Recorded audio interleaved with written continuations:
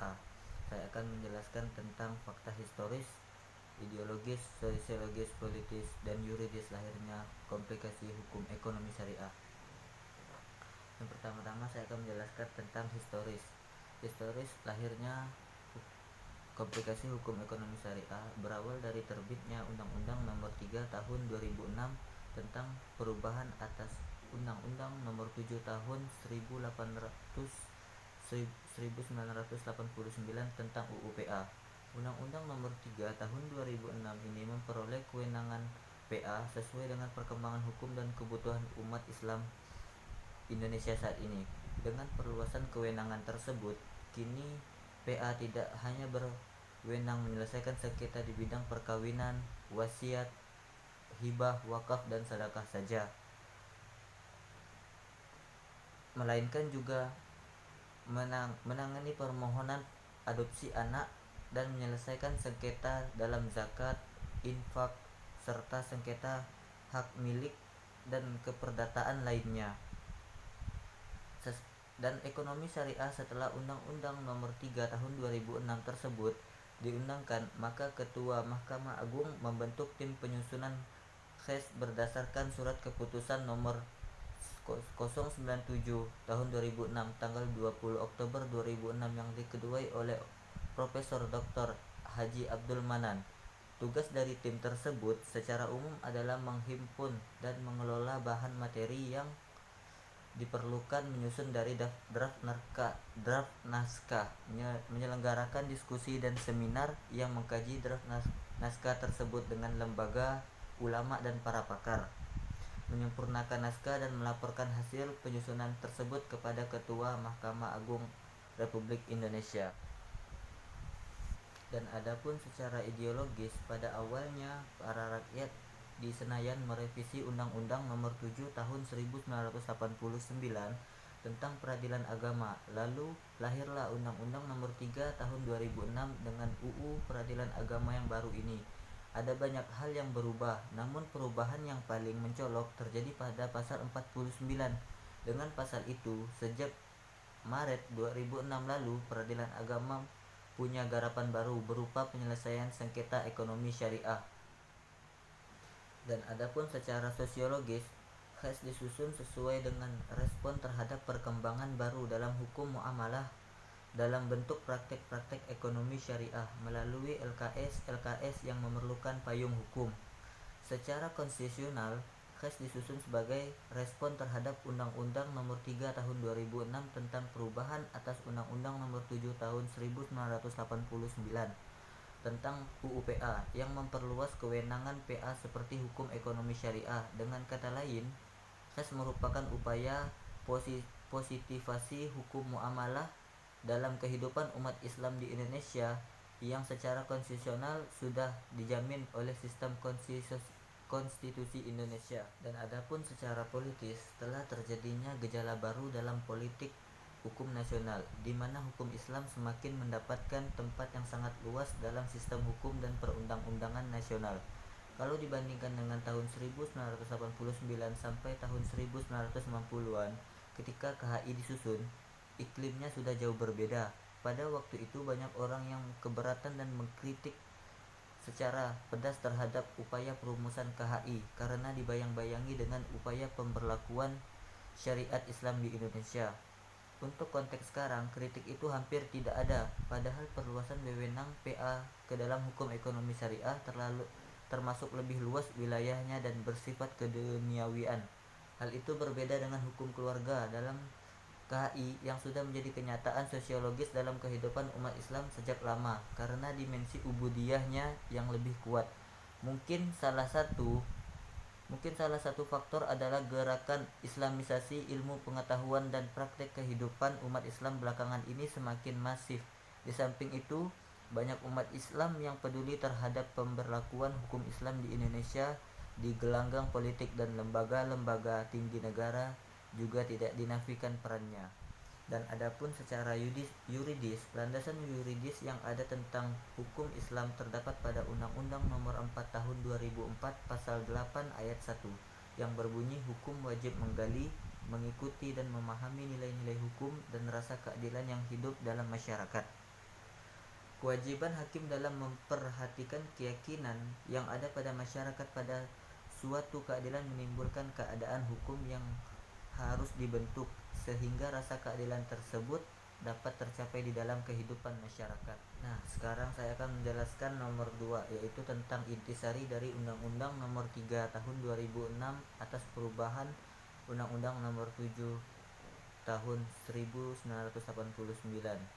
Adapun intisarinya yaitu kekuasaan peradilan agama pasca amandemen Undang-Undang Nomor 7 Tahun 1989, baik menurut Undang-Undang Nomor 3 Tahun 2006 tentang perubahan atas Undang-Undang Nomor 7 Tahun 1989 maupun menurut Undang-Undang Nomor 50 Tahun 2009 tentang perubahan kedua atas Undang-Undang Nomor 7 Tahun 1989 menjadi semakin luas dengan lahirnya Peradilan Khusus di Daerah Provinsi Nanggro Aceh Darussalam.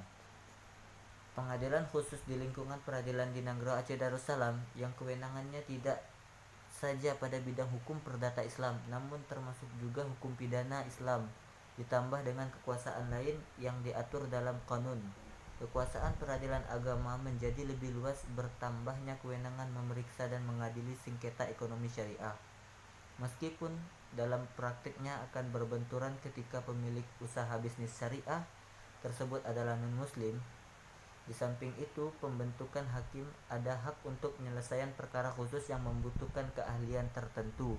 Kekuasaan mengadili sengketa hak milik terhadap subjek hukumnya orang-orang yang beragama Islam. Dihapusnya hak opsi dalam penyelesaian hak warisan, memberikan isbat kesaksian ruqyat hilal dalam menentukan awal bulan awal tahun Hijriah, memberikan keterangan atau nasihat mengenai perbedaan penentuan arah kiblat dan penentuan waktu sholat.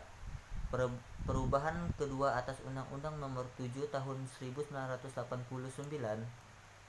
tentang peradilan agama yang dimaksud untuk memperkuat prinsip dasar dalam penyelenggaraan kekuasaan kehakiman, yaitu agar prinsip kemandirian peradilan dan prinsip kebebasan kehakiman dapat berjalan dengan paralel prinsip integrasi dalam akuntabilitas hakim.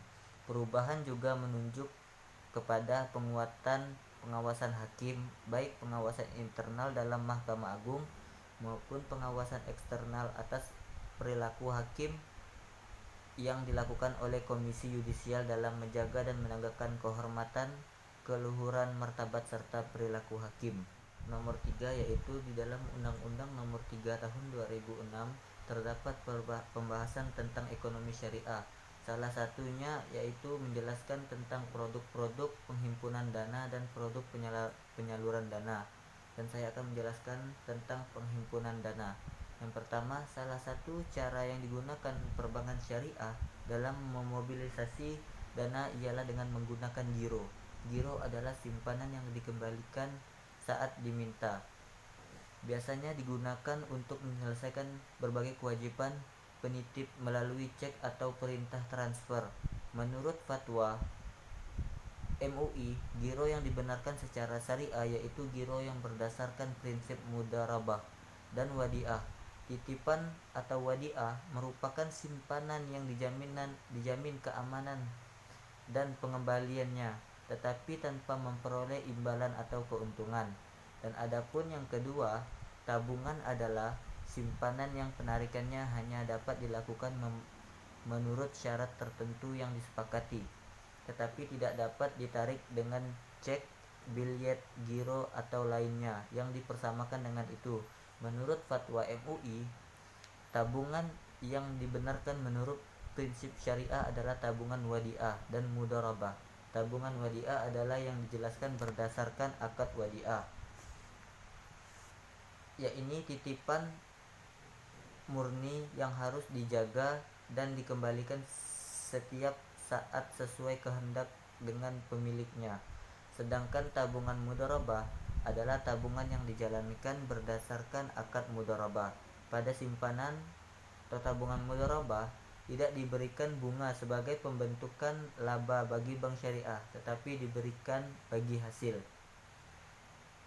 Selain giro, yang ketiga, Selain giro dan tabungan, produk perbankan syariah lainnya yang termasuk adalah deposito. Berdasarkan Undang-Undang Nomor 10 Tahun 1998 tentang perubahan atas Undang-Undang Nomor 7 Tahun 1992 tentang perbankan, yang dimaksud dengan deposito berjangka adalah simpanan yang penarikannya hanya dapat dilakukan pada waktu tertentu menurut perjanjian antara penyimpanan dengan bank yang bersangkutan. Adapun yang dimaksud di sini adalah deposito dijalankan berdasarkan prinsip syariah. Dan adapun yang kedua tentang penyaluran dana, yaitu yang pertama adalah pembiayaan al-mudharabah. Dalam pembiayaan al-mudharabah, bank syariah dapat menyediakan pembiayaan modal investasi atau modal kerja sampai 100%. Sedangkan nasabah menyediakan usaha dan manajemennya. Profit sharing melalui perjanjian yang sesuai dengan proporsinya. Misalnya 70% banding 30%. Artinya 70% dari keuntungan akan diambil oleh nasabah dan 30%-nya untuk penyedia bank atau penyedia dana atau bank. Yang kedua adalah pembiayaan al-musyarakah. Pada pembiayaan al-musyarakah, bank dapat memberikan pembiayaan sebagai dari modal nasabah dan pihak bank akan dilibatkan dalam manajemennya. Profit loss sharing berdasarkan perjanjian yang telah disepakati, misalnya 50-50, yaitu 50% 50%. Dan adapun yang ketiga, pembiayaan al-mudharabah, penjualan dengan tambahan untung. Pembiayaan al-mudharabah adalah hubungan akad menjual barang dengan harga pokok dengan keuntungan sebagaimana yang disepakati bersama. Pembiayaan al-mudharabah ditunjukkan untuk kepemilikan barang konsumtif dan barang produktif. Dan adapun yang keempat, pembiayaan al-bai'u, penjualan dengan pembayaran tangguh. Pembiayaan al-bai'u bit taman ajil pada prinsipnya sama dengan pembiayaan al-mudharabah. Bedanya hanya pada cara pelunasan hutang. Pada pembiayaan bai'u bit haman ajil, pelunasan hutang oleh nasabah dibayar secara tangguh, diangsur maksudnya. Bai'us salam. Yang kelima adalah bai'us salam. Bai'us salam adalah kontrak jual beli di mana harga barang yang diperjualbelikan dibayar di muka, sedangkan penyerahan barang dilakukan kemudian. Bai'us salam umumnya diaplikasikan pada pembiayaan di sektor pertanian yang jangka waktunya relatif pendek 2-6 bulan, dan pembiayaan barang industri seperti produk garmen. Dan yang adapun yang keenam, bai'ul al-istisna. Bai'ul al-istisna adalah kontrak jual beli di mana harga barang yang dipesan dibayar lebih dahulu, tetapi dapat juga diangsur sesuai kesepakatan. Sedangkan barang yang dibeli atau diproduksi diserahkan kemudian. Bai'al al-istisna merupakan suatu jenis khusus dari akad bai'us salam. Bai'al istisna umumnya diaplikasikan pada manufaktur dan pembiayaan konstruksi bangunan. Landasan syariah dan ketentuan jual beli bai'ul al-istisna sama dengan bai'us salam. Yang ketujuh adalah ijarah atau sewa menyewa. Ijarah adalah pemindahan hak atau manfaat dari penggunaan suatu aset sebagai kompensasi dari pembayaran tanpa adanya pemindahan hak kepemilikan. Jika kepada penyewa diberikan opsion atau membeli aset, pada akhirnya kontrak disebut ijarah wal iktimah atau ijarah al-muntahis bit tamalik.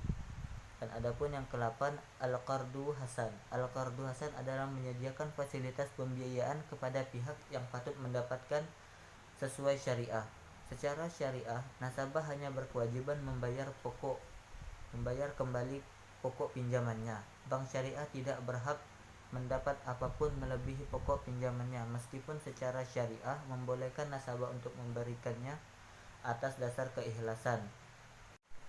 Demikianlah yang dapat saya sampaikan. Apabila ada kesalahan mohon dimaafkan, apabila ada kelebihan alhamdulillah.